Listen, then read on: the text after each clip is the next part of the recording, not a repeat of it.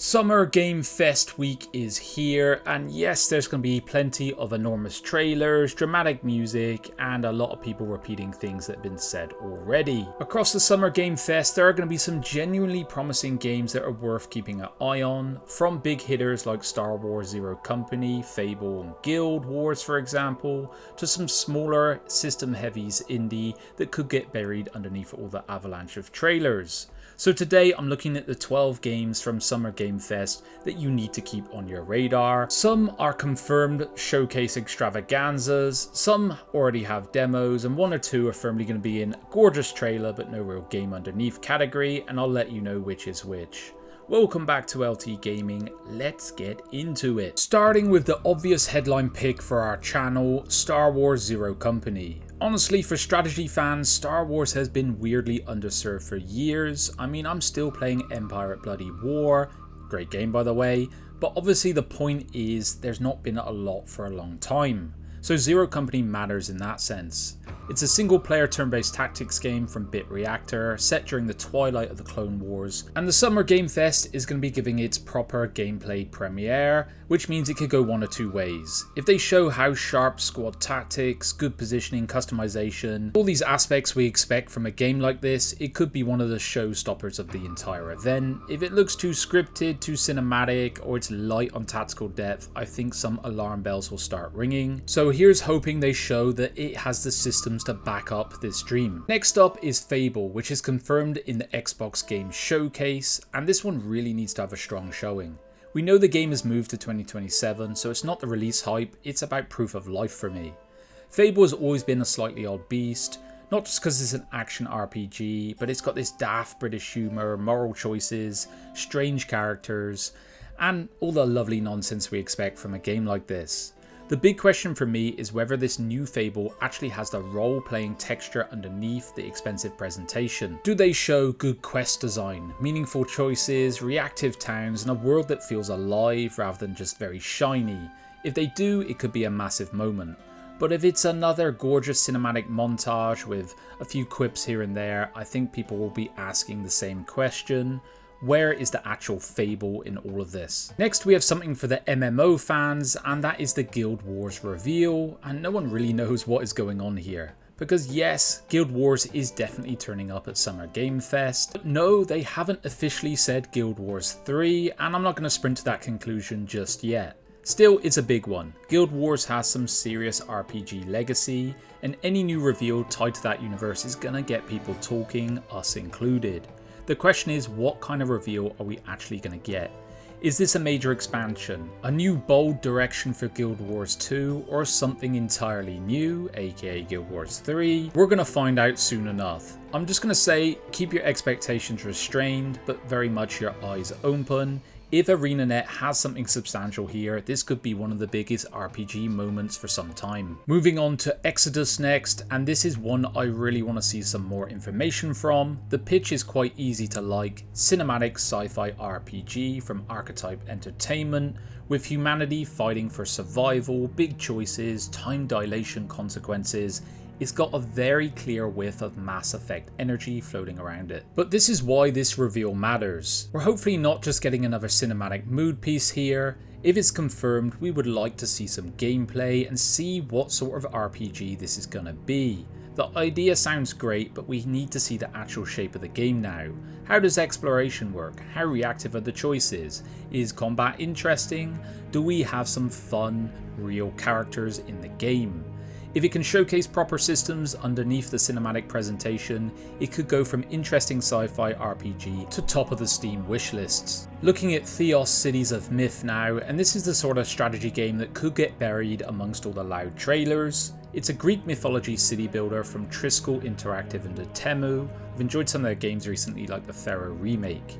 Your settlement is dedicated to different gods, citizen needs, sanctuaries, divining influence, along with all of the usual city building pressure, so it kind of seems like they're channeling that Pharaoh energy, and that's the bit I like.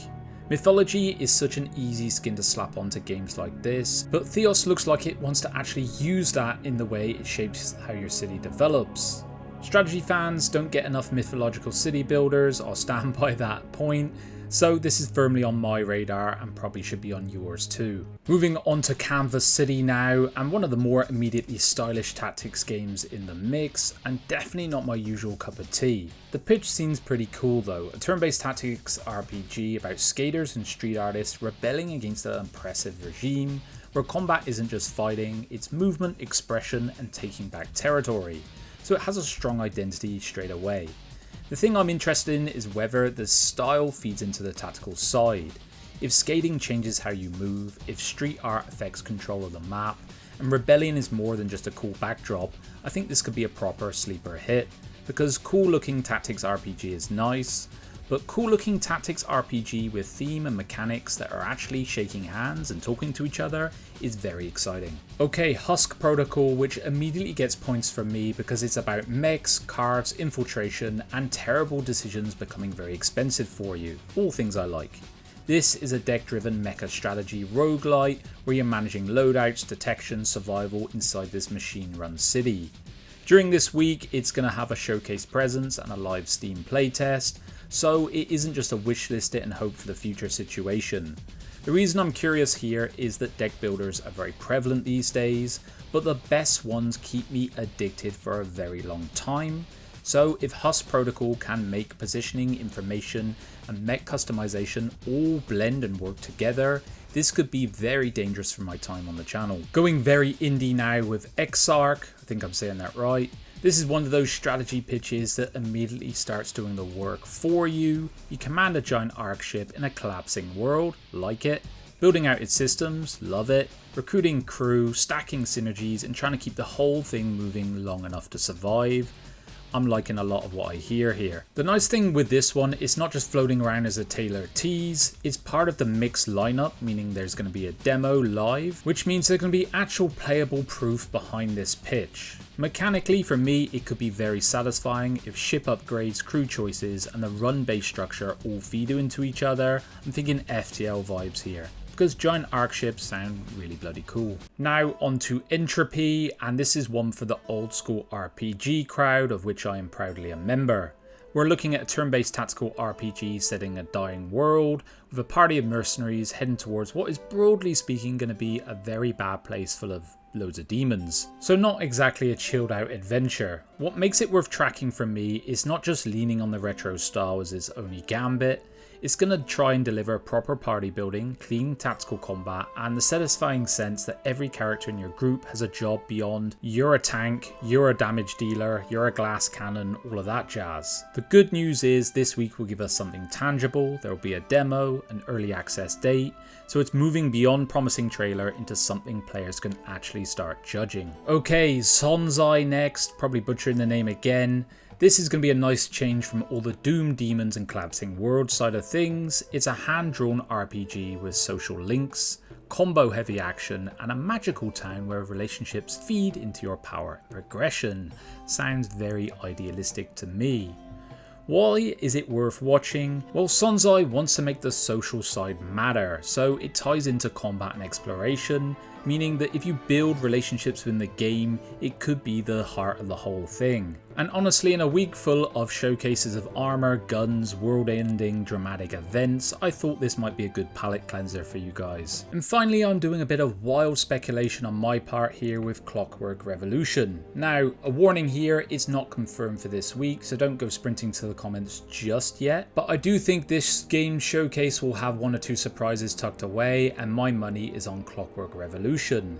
This is the time-bending steampunk RPG built around choice, reactivity, and changing the history in this city of Avalon. And this is why another showing here would be so interesting for players. The pitch is fantastic, but I really want to see how reactive it is. Are we talking proper consequences in the game?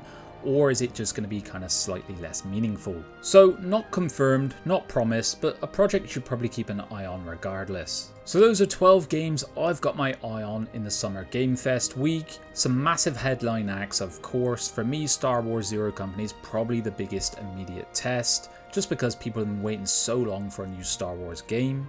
I'm very curious about Exodus, Theos, Canvas City, and Husk Protocol. They all have this "you could destroy my weekend entirely" type energy, but I'm no doubt glossing over a lot of titles, so let me know below what you've got your eye on and what maybe from this list you're most excited to see more on. Alright, that will do it for this video guys. Hope you enjoyed it and I'll see you on the next one. Bye bye now.